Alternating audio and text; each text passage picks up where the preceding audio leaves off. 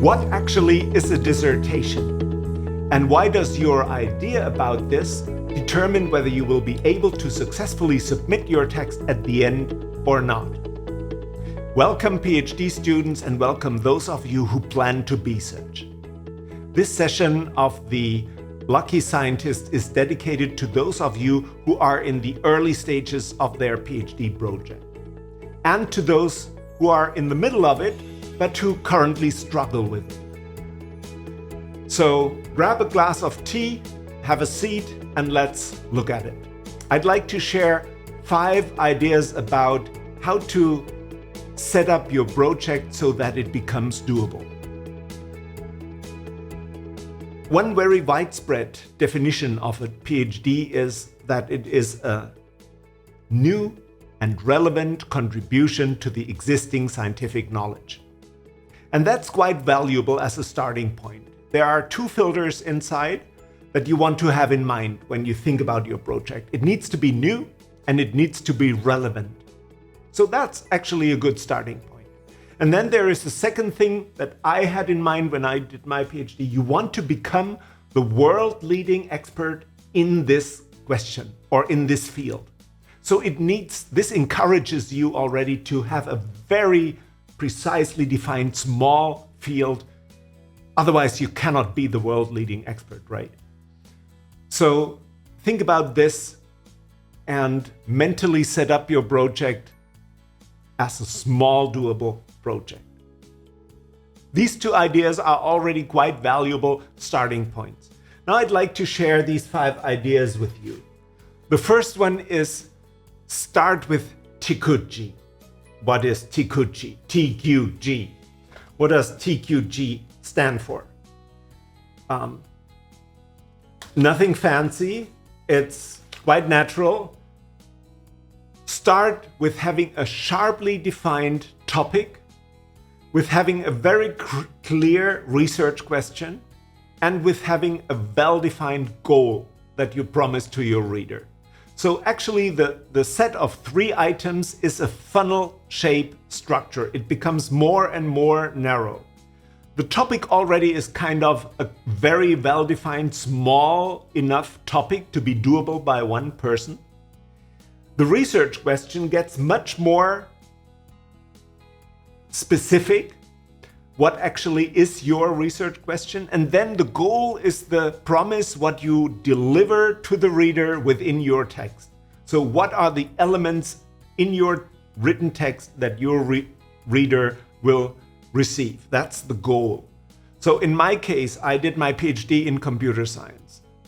The topic was, how do people navigate the web? How do they revisit web pages, and can visualizations help? That is the broad topic.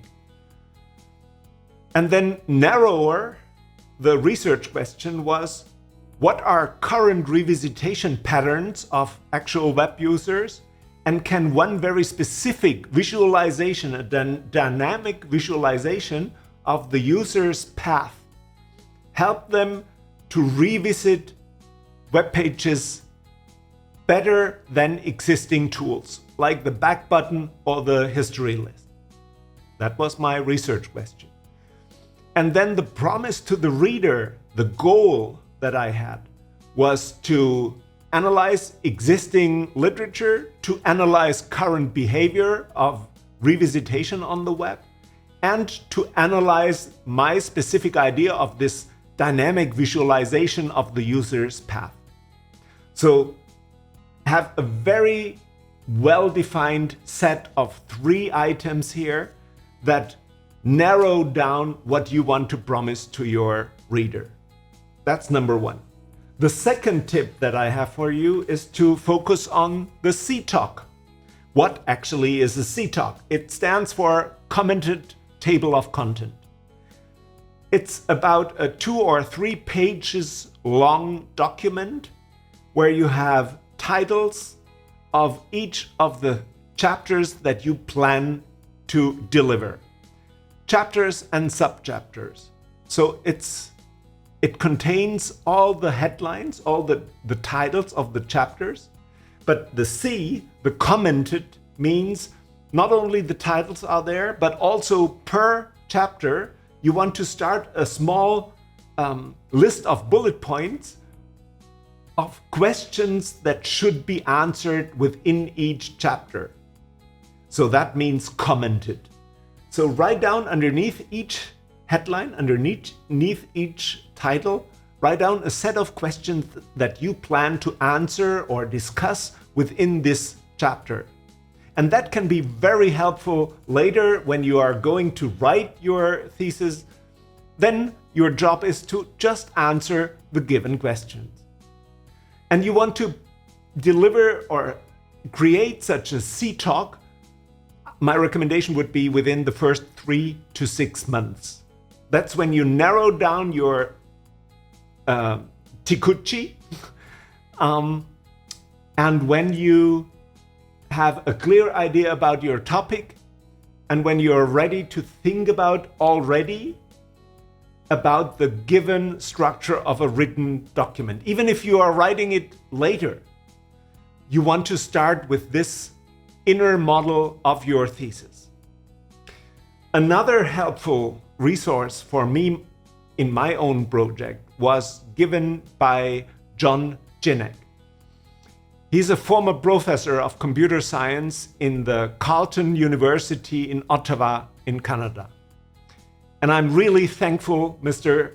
Chinneck, thanks a lot for providing this document. Let me show you.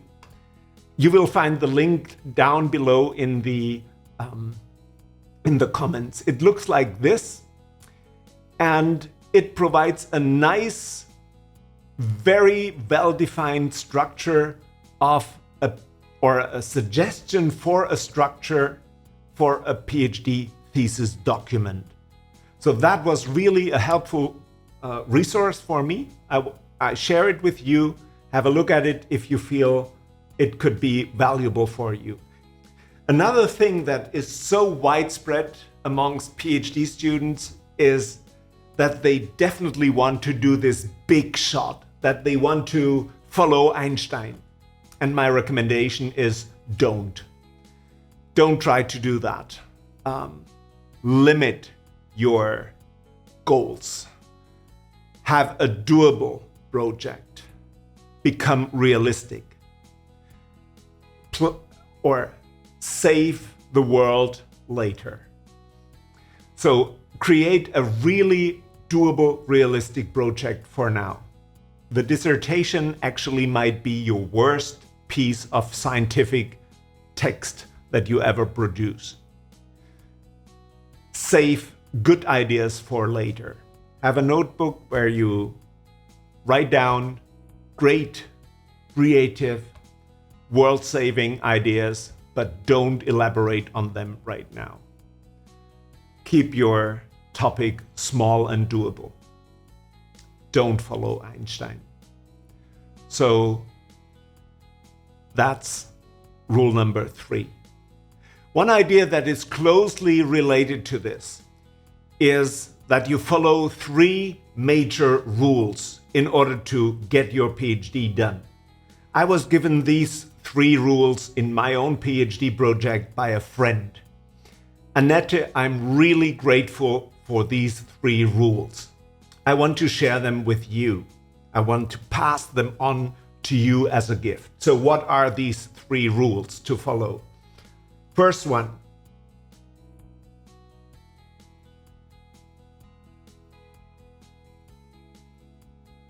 Choose a small and sexy topic. We already discussed small. It needs to be very doable, very well defined, with nice borders. And it needs to be sexy. What does sexy mean?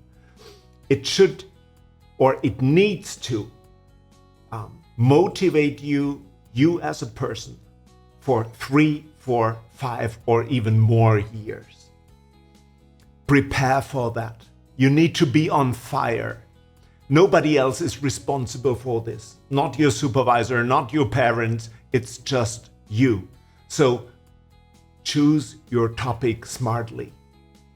That's the first and maybe most important rules of the 3 of them. What's the second rule?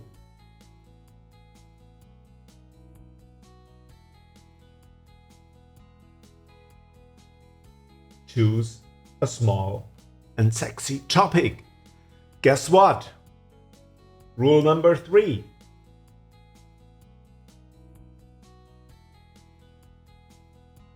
You get it, right? So your task is copy these 3 golden rules of a PhD project, put them at your wall and stick to it. Live by it and have them as your prayer of your PhD. So that's the set of 3 rules. Now, another thing that was quite helpful for me is to look at your own PhD as something like this. This is the mountain of existing knowledge in your field. So all scientific insights that are already given by publications, by theses in your field. And this is your PhD. So that's about the size of your PhD.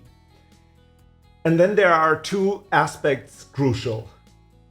First, you need to provide a nice interface to the given literature. So you need to show the reader where you adapt and how you adapt to the existing knowledge. So this interface down here needs to be very well defined. And the second obligation of you is to provide another interface.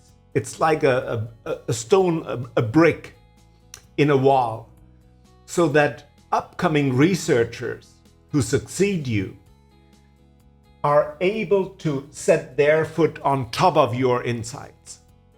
So you need to provide a new interface for upcoming researchers. So these are the 2 promises that you want to give to your readers. One is let them know where's the interface to the existing literature and provide a new platform on which succeeding researchers can base their work on. So that was a helpful visualization for me in my own project. And finally, by the way, this is my work, my piece of work, and I still feel proud. When you're done with it, you feel proud. It's a real,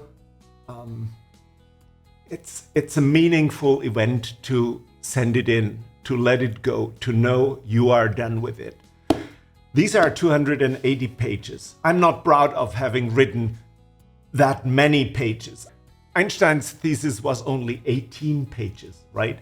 And there are beautiful PhDs out there with just 80 pages. So one recommendation for you guys would be to, in your early stages, find 3 outstanding PhDs, get the text and read it from the beginning to the end.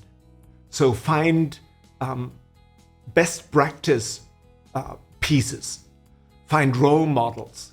That's really helpful if you have a selection of 3 great texts as role models. Look for those early. And finally, maybe this can help you to have such a, I call it a topic map. That's my 5th tip. A topic map of your thesis, to draw a picture like this. Okay, what goes into my project? What should be part of my project? And you might think about chapter 1, existing literature. Chapter 2, the methods. Chapter 3, my experiments. Chapter 4, my results. So these are the standard things. And then there will be this experiment. And then there will be this trip to another country if you do field research. And then there might be an implementation, like in my case. And there might be a user evaluation or a study that you do. Or you think of doing additional publications. So draw a map of ideas, what could be part of your thesis. And then what I want you to do then is to take a pen or a marker, and with a lot of commitment, think, what are the essentials? What are the things that definitely need to go in there? Okay, I need to have these chapters, I need to have this chapter, I want to have the implementation, and I want to have the study. But I don't want to have this experiment, I don't want to have the drip, and I don't want to have the additional publications. So decide about and draw a nice border around the content that you want to have inside your PhD. That can be helpful. This kind of a visualization can be helpful in order to decide about what should actually become part of it and what not. So you see, it all ends up focusing on a small, doable, manageable, pragmatic outline of your project. That's all about this session. So all the 5 hints that I gave you aim at providing a small, doable piece of work. As I said, when you're done, you will feel great. Plan for feeling horrible on the path towards finishing. That's part of it.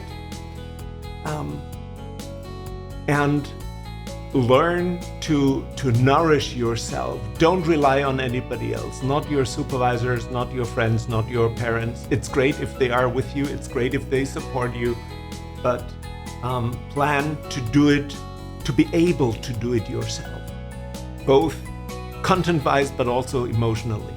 It's a big thing. I wish you the best. It would be a pleasure to see you again here in this channel. I wish you the best. Thank you for watching. Have a good time.